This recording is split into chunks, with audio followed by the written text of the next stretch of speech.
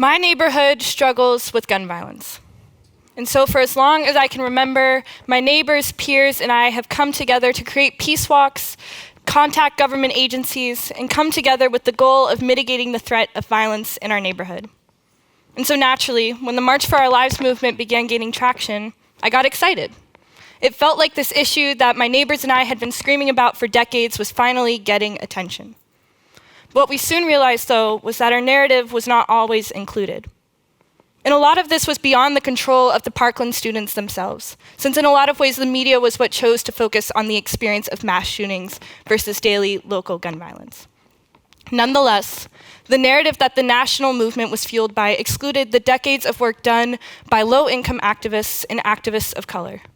Throughout years of organizing, my community never received the resources and accolades that these young people did seemingly overnight.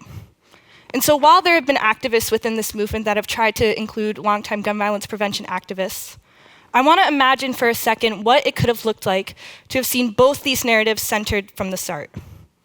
And so this dynamic is something that the Harry Potter series illustrates well. For anyone who has not read Harry Potter, the arc of each story goes that Harry, the young, inexperienced, literal 12-year-old, is thrown into situations way above his pay grade. And yet, despite the fact that Harry is beyond unqualified to handle these situations, he still somehow manages to defeat the Dark Lord. And we love this. I love this. We love stories like Harry Potter and the Hunger Games, where we see the underdog become the hero. And so throughout my life, I spent a lot of time on activism work. And although it started as a child, alongside my family and my neighbors attending peace walks and cleanup days, as I got older, it blossomed into more traditional activism as I got involved with March for Our Lives, the Mayor's Youth Council of Boston, and Vote 16. And so a pattern that I find myself falling into constantly is this need to be like Harry Potter and to be the problem solver. And although while this energy can be used as a tool, when left unexamined, it fails to ask three core questions. Who is already working on this? Am I qualified to address this? And am I centering my work on others or myself? And so the first question we need to be asking ourselves is who is already working on this? And so American culture worships entrepreneurship, and this idolatry bleeds into every facet of our lives. And so while our passion for innovation has the potential to be harvested for good, when left unexamined, it leads to the disregard of the thoughtful foundational work that has already been done. And so we see this with March for Our Lives and longtime gun violence prevention work. We see this when young, inexperienced people are pushed to do community work in foreign countries with nothing but their passion as their credentials. We see this with the Sunrise Movement and the generations-long work of Indigenous people in our country for climate justice.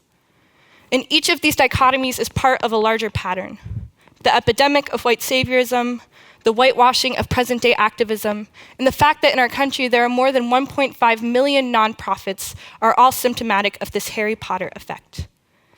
And the best activism is the one that knows it does not always have to be in leadership. And so when I was an organizer with Vote 16, I originally tried to do everything. Policy, social media, meetings, all of it. And then I came to a point that I should have come to earlier where it hit me that there were way more effective people than myself who could be doing these different roles. And so from there, my priority shifted from just checking off a list of tasks to building a network of youth organizations that could focus on these different facets of organizing they knew best. And so it meant I wasn't in charge of Vote 16 anymore, but that was the point.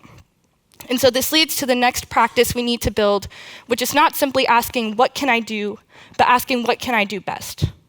And so asset mapping is a community development strategy started at Northwestern through what's called the Asset-Based Community Development Institute. And what asset mapping does is rather than identifying deficits in a neighborhood, it identifies assets and inventories them. So that way when communities experience injustice, they have a list of resources at their disposal. And so this response should be instinctual. We continue to see neighborhoods and nonprofits rely on external people and resources. As of 2017, the voluntourism industry was worth $2.6 billion. And over the past 10 years, the nonprofit sector has grown at a rate of 20%, as opposed to just the 2% growth rate of the private sector. And so neighborhoods and individuals experiencing injustice do not need more strangers and nonprofits. And something I think about a lot is a day this past summer when I was driving through my neighborhood, and within less than a 2-mile radius, I saw 3 different community resource fairs happening at the same time. And so while each of these events were good, I couldn't help but just imagine what the impact could have been if they had aggregated their resources. And so there's power in being specific and local, but equally there's power when collaboration is done well and strategically. And asset mapping is a practice that empowers us to do this well. And so the last habit we need to build is being critical of our impact and our motives. In the book Toxic Charity by Robert Lupton, Lupton creates an oath for what he calls compassionate service, and 2 of his oaths capture the heart of this habit. Listen closely to those you seek to help, and subordinate your self-interest to the needs of those being served. And so it's easy to allow our work to be influenced by our feelings of guilt or passion or obligation, but our priority should be the well-being and flourishing of others. And effective organizing is made by constantly examining yourself. And so while it can be scary or convicting to have to see what you might be doing wrong, change will only occur when we are willing to see ourselves as part of the problem as well as the solution. And so where do we go from here? The first step we can all take towards not being problem solvers is by seeing who is addressing the problem. Google is your friend. Before trying to start a nonprofit or a program, look at what already exists around you and start a conversation and see how you can be a catalyst for work already being done while honoring and submitting to the leadership and experience of those who came before you. Next, we need to practice examining our skills and experiences. And so, although our culture romanticizes being passionate and inexperienced, we are our most powerful when we work within our strengths and within our communities. And lastly, we need to remind ourselves once again that our work is not about our emotions, but about the flourishing of our neighbor. And so as we continue to advocate for our communities and our neighbors and our strangers, the most important thing we can do is not simply ask, what can I do for you, but what can I do best? And so change will happen when we are willing to put the flourishing of our neighbor above our own hero status. And so even though we don't always get to be the hero, we always have the chance to be a world changer. Thank you.